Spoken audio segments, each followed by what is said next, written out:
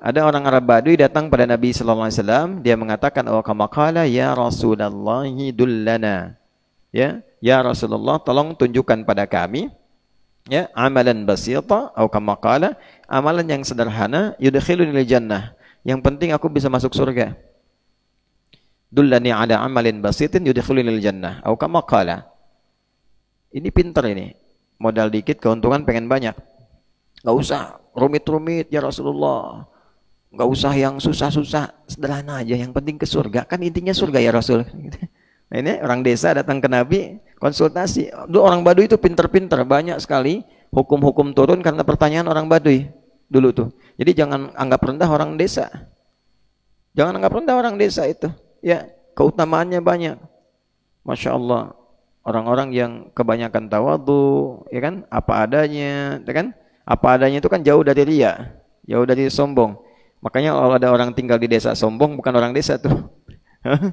Awas ya, karena ciri khas.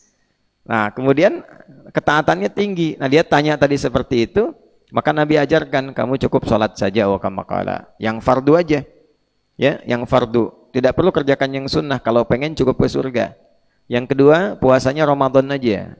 Yang ketiga, kalau ada harta lebih zakat. Udah, illa antatawwa, kecuali engkau pengen naik di atas level itu. Nah, kemudian jaga diri dari maksiat. Tiba-tiba orang itu komen begini, ya, komen dia. Ya Rasulullah SAW, oh kama qala, saya akan kerjakan yang itu dan saya akan jauhi maksiat. Ya kan? Fantolak kok dia pergi. Lalu Nabi komen, perhatikan komen Nabi ini. Itu langsung like kemudian subscribe. Kata Nabi itu gini, ya. Aflaha in sadaqa au dakhalal jannata in sadaqa. Kalau dia komitmen pada perkataannya, dia berpotensi masuk surga. Berpotensi masuk surga, ya kan? Tapi surganya kan nggak disifati, artinya surga standar yang biasa aja. Ya, ke surga. Tapi surganya apa? Yang standar. Standar-standarnya tetap surga.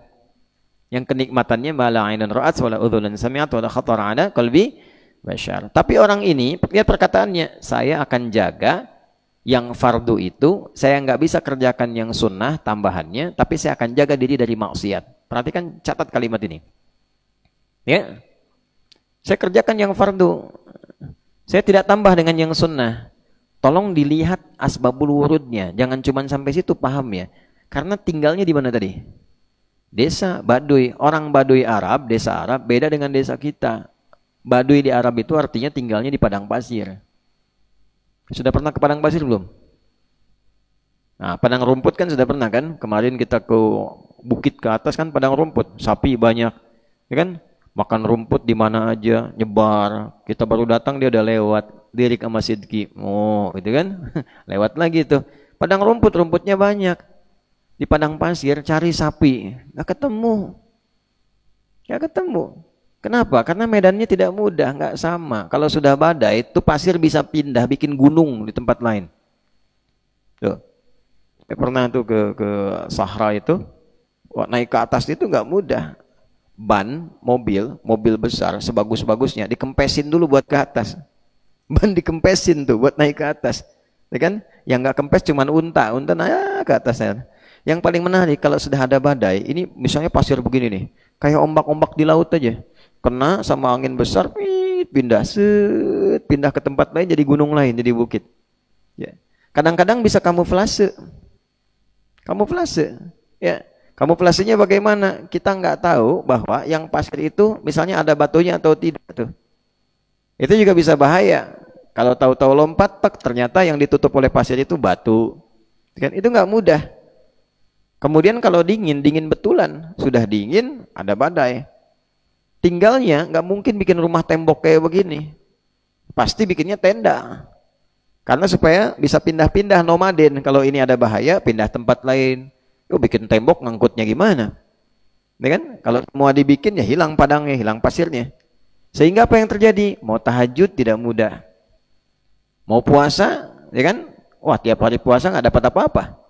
Mau sholat sunnah, begitu mau sunnah ada badai misalnya. Tidak mudah medannya. Karena itu dia memutuskan, saya akan konsisten dengan amalan saya. Yang penting saya kerjakan benar, tapi saya nggak bermaksiat. Tuh.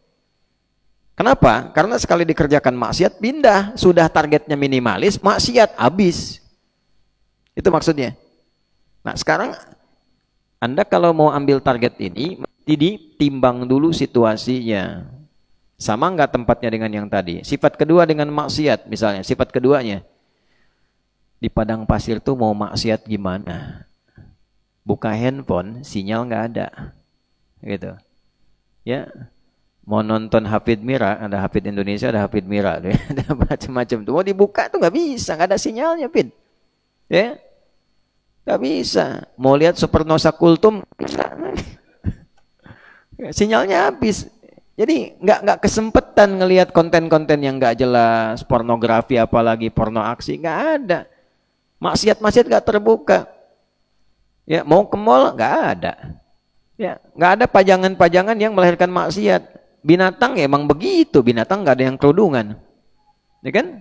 Yang ada apa? Nah, lihat kadal, misalnya kadal gurun, bob, ya kan? Lihat unta lewat gitu kan? Unta nggak pakai jilbab, ya memang sudah begitu. Binatang kan nggak pakai aurat, jadi potensi maksiatnya kecil, itu maksud saya. Ya, antum di sini baru buka handphone sudah bisa maksiat, ya kan? Lihat handphone, status orang yang dilihat tuh, ya kan? Lihat foto profilnya, punya istri, lihat istri orang, kan? Nah tuh, ayo mana tuh? Oh, yang perempuan juga gitu, punya suami, lihat suami orang, pantengin statusnya, lihat, masya Allah. Nah itu potensinya banyak. Sudah begitu, pengen pasang target minimal, ya kan? Baru sholat aja sudah kadang-kadang mengeluh. Baru sholat sudah bicarain, yang dibicarain imamnya. Untuk imam mentang-mentang baru datang, bacaan panjang banget. Kenapa? Panjang amat, siamat aja nggak panjang. Nah, itu ketika dilakukan itu bisa memindahkan pahala kepada yang dibincangkan. Jadi kalau targetnya cuma minimalis, habis. Untuk itu pasang target yang tinggi. Muhibbin, nyangkutnya mutakin. Ya kan? Muhibbin, syukur-syukur nyangkut muhsinin. Ya kan? Dari muhsinin jadi muttaqin, muttaqin jadi mukminin. Paling sial banget masih muslimin deh. Nah, itu poinnya. Ya, jelas? Kan nggak mungkin pasang targetnya muhibbin jadi kafirin, kan nggak mungkin. Ya kan? Atau munafikin itu mustahil. Nauzubillahi min dzalik. Ya. Jelas? Halo, jelas?